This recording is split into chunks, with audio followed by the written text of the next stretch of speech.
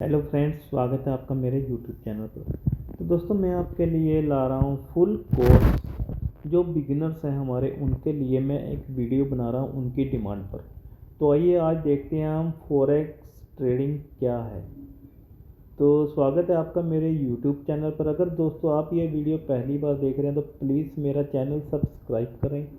और दोस्तों, इस यूट्यूब चैनल के द्वारा मेरा एक व्हाट्सएप ग्रुप भी है, आप भी बिल्कुल फ्री उस ग्रुप में ऐड हो सकते हैं। उसका रीज़न ये है कि हम उस ग्रुप में लर्निंग अर्निंग इकट्ठे करते हैं, वहाँ पे स्टडी भी करते हैं और ट्रेड भी लगाते हैं। और जो हम ट्रेड लगाते हैं, हमें जो सेटअप दिखता है, हम वो सेटअप अपने ग्रुप में डालते हैं। तो जो बिगिनर्स हैं उनको अभी नहीं पता लगता कि क्या चार्ट बना है, क्या कैंडल बनी है, उनको अभी सब कुछ नया नहीं दिखता है। तो वो ट्रेड लगा के जैसे 0.01 के साथ SLTP लगाया, अगर SL हो गया तो ट्रेड क्लोज हो जाएगी लॉस में, अगर TP हो जाता है तो उनका कुछ ना कुछ बन जाता है और उनको ऐसे ही धीरे धीरे सीखने को मिलता है। तो आप भी हमारे व्हाट्सएप ग्रुप में बिल्कुल फ्री ऐड हो सकते हैं। तो आइए चलते हैं, हम देखते हैं फॉरेक्स ट्रेडिंग क्या है। दोस्तों, फॉरेक्स ट्रेडिंग दो पेयर को मिलकर, जो हम दो पेयर मिलते हैं ना, जो दो देशों की करेंसी, दो कंट्रीज़ की करेंसी मिलकर ट्रेड करते हैं बाय और सेल, उसको हम फॉरेक्स ट्रेडिंग बोलते हैं। ये इसको हम टिकर कोड भी बोलते हैं इस पेयर को। जो हमारे मेन मेजर पेयर हैं दोस्तों, ये देखें, GBP US डॉलर, इंग्लैंड का पाउंड है और अमेरिका का डॉलर है। उसके आगे यूरो US डॉलर, यूरोप की करेंसी है और अमेरिका की करेंसी। उसके आगे आता है US डॉलर और JPY, जापान आ गया अमेरिका के साथ। उसके बाद CHF ये है स्विट्ज़रलैंड का। उसके बाद US डॉलर और कैड ऑस्ट्रेलियन डॉलर और US डॉलर। इधर आ गया यूरोप और इंग्लैंड का पाउंड है, यूरो JPY है, यूरो CHFI है, GBP CHF JPY, GBP JPY। तो दोस्तों, ये मेजर पेयर हैं जिनमें हम ट्रेड करते हैं। जो पेयर में US डॉलर लगता है दोस्तों, उन पेयर में हमें स्प्रेड बहुत कम लगता है। उन पेयर में ऑल वर्ल्ड में ट्रेडिंग सबसे ज़्यादा होती है मेजर पेयर में, जैसे GBP US dollar, euro US dollar, AOD US dollar. तो ये देखें, ये मेजर पेयर की करेंसी है। मेजर पेयर आगे हैं, euro US dollar, GBP US dollar, US JPY, CHF CAD Australian, NZD US dollar. ये फ्रेंड्स 7 पेयर्स बिल्कुल मेजर हैं जिनमें स्प्रेड बहुत कम होता है। स्प्रेड होता है जो हमारे ब्रोकर का मार्जिन, इसमें बहुत कम होता है। ज़्यादा से ज़्यादा इसमें ट्रेड करें, इन पेयर्स में बहुत अच्छा है। और JPY को कट कर सकते हैं, इसमें पे ट्रेड ना करें।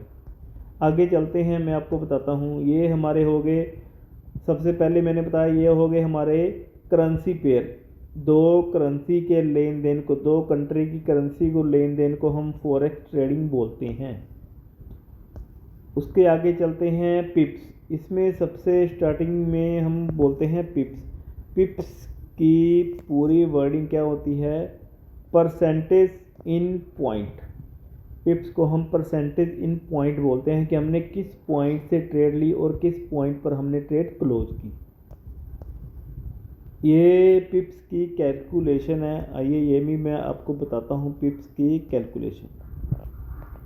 ये हो गया, जैसे हम हिंदी में बोलते हैं ना, इकाई, दहाई, सैकड़ा, हज़ार, 10,000, लाख। इसी प्रकार हमने पिप्स की काउंटिंग करनी है।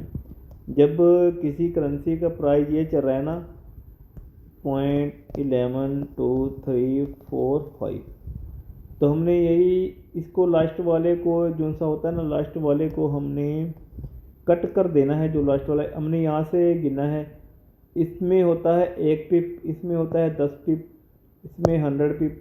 हमने सिर्फ 5 वर्ड काउंट करने हैं, 1 2 3 4 5।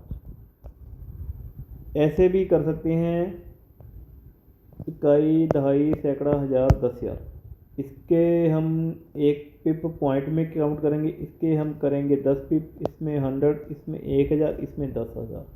वो मैं आपको आगे चल के बताता हूँ। इस वाले जो सा 6 नंबर पर डिजिट होगा इसको हमने काउंट नहीं करना दोस्तों, ये आपने ध्यान रखना है। ओनली 5 वर्ड ही हमने काउंट करने हैं पिप्स के लिए, वो मैं आपको बिल्कुल कन्फर्म कर दूंगा पिप्स क्या होता है।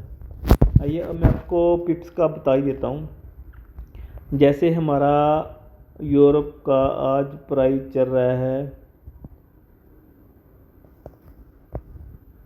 0.07000, तो हमने क्या करना है 1 2 3 4 5, लास्ट वाले को हमने काउंट नहीं करना, ठीक है। हमने लास्ट वाले को काउंट नहीं करना। जैसे मान के चलो ये हमारा प्राइस चल रहा है, लास्ट वाले को कट कर दो और उसके बाद हमारा प्राइस ये आ गया, तो ये हमारे हो गए हैं 10 पिप। 175,320 17522, ये हमारे नीचे आ गए 10 पिप। 10 पिप को हमने क्या काउंट किया, लास्ट वाले को हमने कट कर दिया, 10 पिप को हमने काउंट किया, मतलब कि $1 ही आया ना अभी नीचे, इसको हमने 10 पिप काउंट करना है। जैसे मार्केट 1 निकल के आई ना 32 में से 22 के, इसको हमने लास्ट वाले 2 को हमने पॉइंट काउंट करना है, 3 में से 2 गए, जैसे बोलो ना इकाई, दहाई, सैकड़ा, हज़ार, 10,000। इकाई, दहाई, 3 में से 2 गए, एक, इसको $1 अगर निकल गया है तो हमने इसको 10 पिप काउंट करने हैं। 10 पिप का मतलब होता है हमें $1 का प्रॉफिट हुआ, ठीक है दोस्तों। मैं आपको गोल्ड में समझाऊंगा, गोल्ड में आप जल्दी समझोगे। अभी एक बार आपको पिप का कैलकुलेशन बता दूं, और इसमें हमारा आता है लोट साइज इसमें आता है, देखो नैनो लोट तो कोई लगाता नहीं, ये नैनो लोट है, ये कोई नहीं लगाता आज के टाइम में। हम लोट यूज करते हैं सबसे पहले माइक्रो लोट होता है हमारा 0.01, ये हमारा माइक्रो लोट होता है दोस्तों। इसमें अगर हम 10 पिप लेते हैं, देखो 0.10, ठीक है, $1 मतलब। और ये नैनो लोट में देखो अगर हमारा $100 का अकाउंट है ना, तो हमें 1000 यूनिट मिलती है हमें ब्रोकर की तरफ से ट्रेड लगाने के लिए।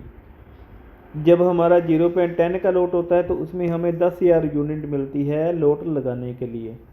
ये मैं आपको इसका कंफर्म कर दूंगा, लीवरेज वाला बिल्कुल, मैंने एक वीडियो भी यूट्यूब में डाली है, इसका क्या मतलब होता है, ठीक है। ये दोबारा आ गया, देखें नैनो लोट हो गया, ये मिनी लोट में 1000 यूनिट, माइक्रो लोट में 1000 यूनिट, मिनी में 10,000, स्टैंडर्ड में 1,00,000।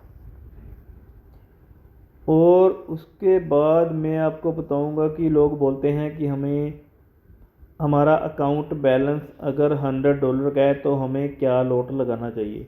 फ्रेंड्स, अगर हमारा अकाउंट $100 का है तो हमारा लोट 0.01 का होना चाहिए। उसके बाद अगर हमारा अकाउंट $500 का है तो हमारा लोट 0.03 होना चाहिए, अगर हमने बिल्कुल सेफ चलना है।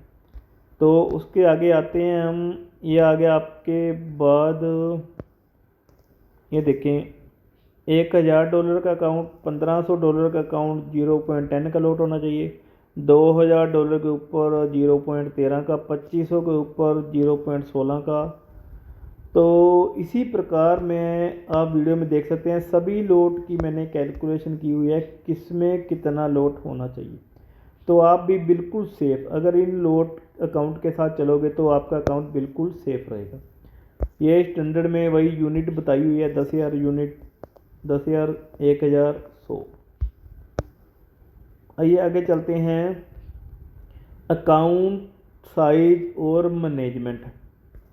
मैं आपको बताता हूँ, अगर हमारा अकाउंट $2,500 का है,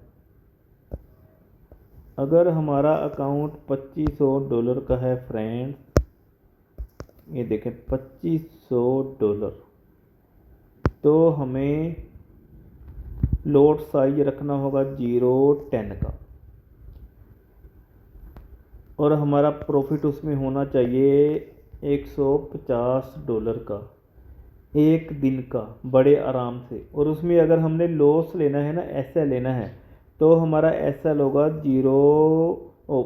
$50 का, सॉरी 0 बोल गया हूँ, उसमें एसएल होना चाहिए हमारा $50 का।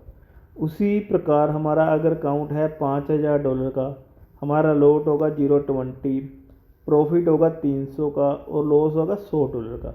मनी मैनेजमेंट करके चलोगे तो बहुत अच्छा है। उसी प्रकार हमारा अकाउंट है $10,000 का, हमारा लॉट होगा 0.40, प्रॉफिट होगा $600 का, मतलब कि $600 का प्रॉफिट हमारा एक दिन में। 40 का लॉट लगाना है, एसएल हुआ तो 50 पिप का एसएल, $200 गए। ठीक है दोस्तों, उम्मीद करता हूँ आपको बहुत अच्छे से समझ आ गया होगा। और आगे ये लीवरेज का मैं आपको बताता हूँ, पीछे हमने बात की थी, लीवरेज को लेके चलता हूँ आपके सामने। तो ये बताता हूँ, जैसे हमारा अकाउंट $100 का है और हमने लीवरेज रखी हुई है 1.11, तो 100 के अकाउंट में हम सिर्फ 10 का लॉट लगा सकते हैं, इसके अलावा हम लॉट नहीं लगा सकते।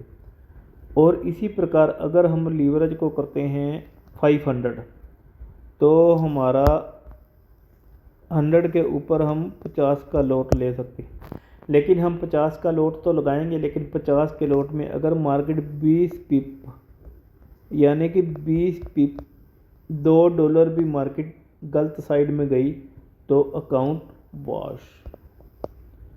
ठीक है दोस्तों, अकाउंट वॉश हो जाएगा। तो ये हमारा हो गया, मैं तो बोलूँगा $100 के ऊपर असली जो स्टडी के मुताबिक 0.01, 200 के अकाउंट के ऊपर 0.02, 500 के ऊपर 0.05 एंड 1000 के ऊपर 10 का लॉट, 2500 के ऊपर 25, 5000 के ऊपर 50। बिल्कुल सही लॉट है $30,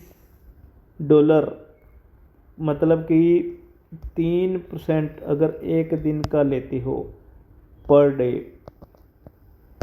तो आपका अकाउंट बिल्कुल सेफ और सही चलेगा, इतनी गारंटी देता हूँ। लेकिन स्टडी भी ज़रूरी है, स्टडी के बिना कुछ नहीं है। अब आ गया आपके सामने मैं 10 पिप स्टॉप लॉस। अगर आप 10 पिप के स्टॉप लॉस के साथ काम करना चाहते हैं तो ये देखें, अगर आपका अकाउंट $100 का है तो आप अगर 0.01 का लॉट लेते हैं तो ये बिल्कुल लो है। 200 के ऊपर लेते हैं बिल्कुल लो, अकाउंट कहीं नहीं जाएगा। अगर 5 का लगाते हो लॉट तो भी बिल्कुल सही है। 10 का लगाते हो तो मीडियम काउंट करते हैं हम, अगर हम 10 पिप पे काम करते हैं, क्योंकि $100 के ऊपर हमने 10 पिप का स्टॉप लॉस लगाया तो हमने 0.10 का लॉट लिया, ओनली $10 का लॉस होगा, तो हम इसको मीडियम काउंट करते हैं। कई बार हम क्या करते हैं, ट्रेड लगा ली, हम स्टॉप लॉस नहीं लगाते तो चलता रहता है तो उसका कोई फ़ायदा नहीं होता।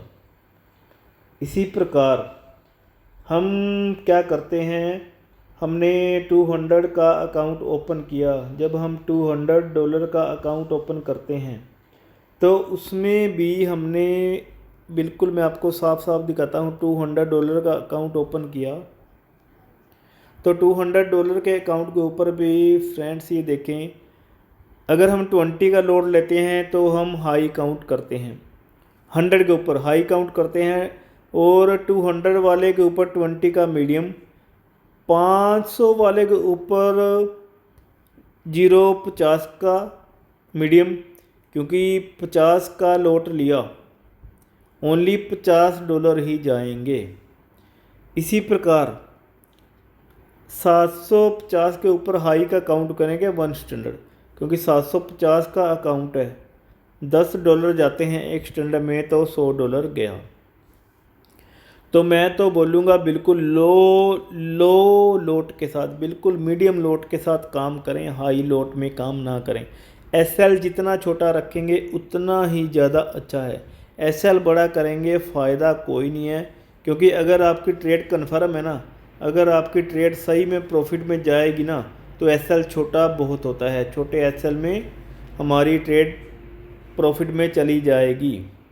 तो आगे चलते हैं दोस्तों, आज आपके लिए फुल कोर्स सब कुछ आपको बताने जा रहा हूँ। पिप्स हो गए हमारे, ये हाँ जी, आपको पिप्स का मैं क्लियर कर देता हूँ। जैसे हमारा गोल्ड का प्राइस चल रहा है 2230।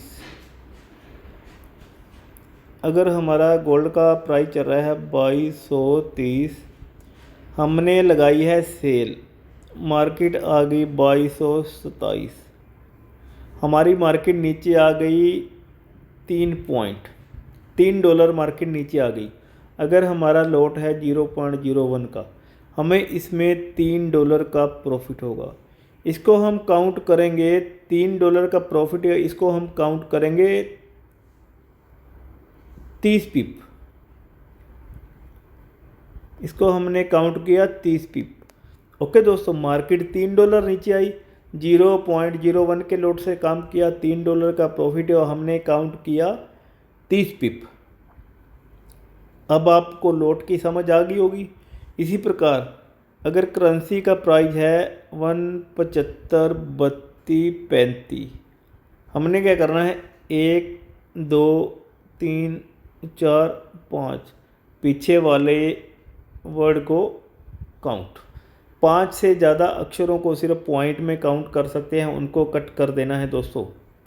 अब नीचे बताता हूँ हमने कैसे काउंट करना। हमारी मार्केट आ गई 7512, हमने क्या निकाला 20, ये हमारे निकल के आ गए 20 पिप। मान के चलो $2 आ गए, इसको हम काउंट करेंगे 20 पिप।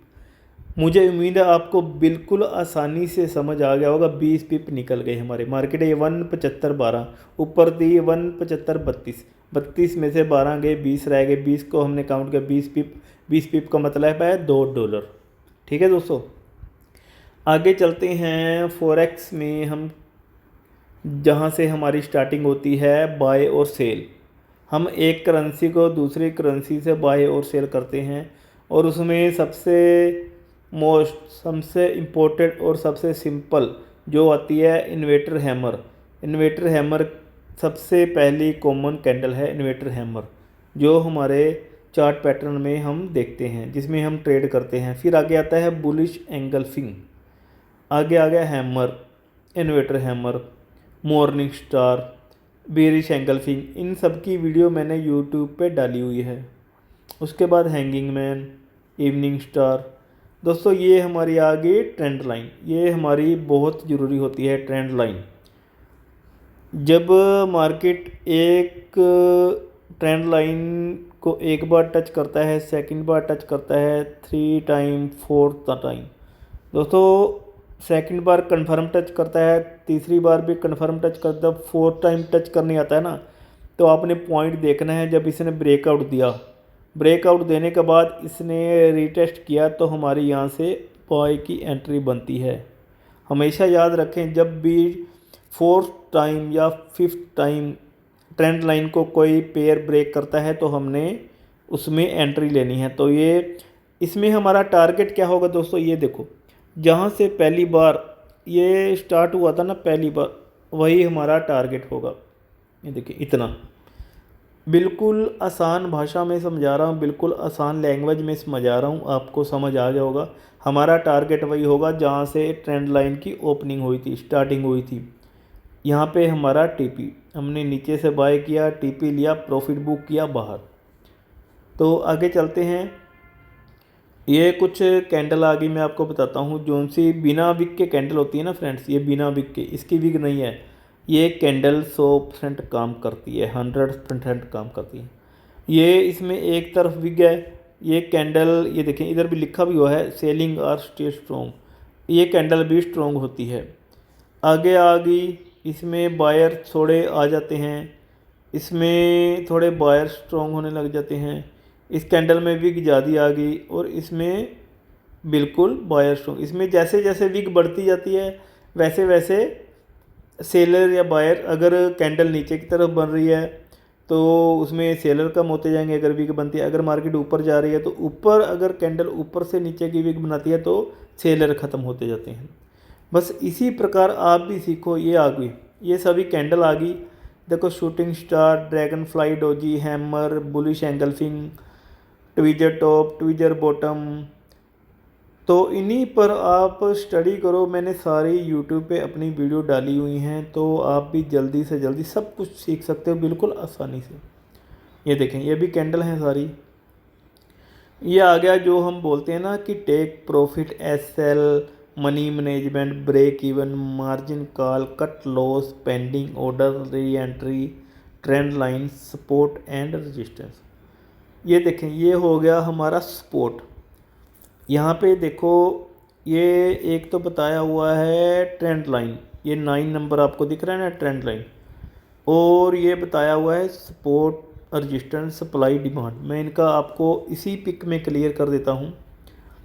पहले तो होगी हमारी ट्रेंड लाइन जिसका मैंने पहले बता दिया है, और ये नीचे हो गई सपोर्ट। पहले होगी ट्रेंड लाइन, नीचे होगी सपोर्ट। अगर हम इसके ऊपर भी सपोर्ट लगाते हैं तो ये हमारा हो गया रेजिस्टेंस। ठीक है दोस्तों, हम क्या करते हैं, डिमांड और सप्लाई के बारे में भी मैं आपको बताता हूँ। सप्लाई, जब किसी चीज़ की सप्लाई बढ़ती है ऊपर से तो उसको सेलिंग एरिया बोलते हैं, और जब नीचे से किसी चीज़ की डिमांड बढ़ी, किसी वस्तु की डिमांड बढ़ी, उसके बायर्स ज़्यादा आ जाते हैं, उसके ख़रीदार ज़्यादा आ जाते हैं, तो उस चीज़ की डिमांड बढ़ जाती है और लोग बायर्स बाय करने लग जाते हैं। जब लोग उसको बाय करने लग जाते हैं, बायर्स ज़्यादा आते हैं मार्केट में, तो हम उसको बोलते हैं इस चीज़ की डिमांड बढ़ गई है। तो इसी को हम डिमांड और सप्लाई बोलते हैं। डिमांड और सप्लाई, डिमांड जिस चीज़ का प्राइस हमें बढ़ता है, डिमांड जाती होती है, लोग उस चीज़ के पीछे ज़्यादा पड़ते हैं, उसको बोलते हैं डिमांड। ये आ गया रेजिस्टेंस और सपोर्ट एरिया। इसका मैं आपको बिल्कुल अब तो क्लियर ही पता लग जाए। ये देखें, रेजिस्टेंस, रेजिस्टेंस, सपोर्ट, सपोर्ट, यहाँ पे डिमांड होती है, यहाँ पे सप्लाई होती है, और ये रेजिस्टेंस और सपोर्ट है। ठीक है, आपको बिल्कुल समझ आ गया। कई बोलते हैं रेजिस्टेंस एंड सपोर्ट क्या होता है। ये जहाँ पे प्राइस नीचे बार बार आता है उसको हम बोलते हैं सपोर्ट एरिया, और ये टॉप पे जहाँ पे बार बार टच करता है उसको बोलते हैं रेजिस्टेंस एरिया। ओके दोस्तों, मुझे उम्मीद है बिल्कुल आसानी से आपको समझ आ गया होगा। ज़्यादा जंतर मंतर नहीं है इनमें। इन्हीं चीज़ के ऊपर प्रैक्टिस करो कि मार्केट एक बार यहाँ पे टच किया मार्केट ने, अब मार्केट दोबारा वापस जाएगी। जब मार्केट ने टच किया वहाँ पे हमने ऐसा लगाना है, ट्रेड लेनी है, प्रॉफिट बुक करना है बाहर। और अगर वो कैंडल रेजिस्टेंस की जो ट्रेंड लाइन हमने लगाई है उसके ऊपर मार्केट ने अपनी कोई कैंडल बिना वीक के क्लोज की H1 के टाइम में, H4 के टाइम में, तो हमने मार्केट में एंटर नहीं होना। ये बिल्कुल ध्यान रखना है। तो ठीक है दोस्तों, ऐसे ही आपके लिए नई नई वीडियो डालता रहूँगा। आप अच्छा सीखें और मुझे कमेंट बॉक्स में मैसेज करें। अगर ये वीडियो पहली बार देख रहे हैं तो प्लीज़ मेरा चैनल सब्सक्राइब करें, और दोस्तों मेरे फ्री वाले चैनल में व्हाट्सएप वाले ग्रुप में ऐड हो जाएं। हम आपके साथ हैं, बिल्कुल मिलकर काम करेंगे, जो ट्रेड करें मिलकर प्रॉफिट करेंगे। ओके दोस्तों, bye, take care, good bye.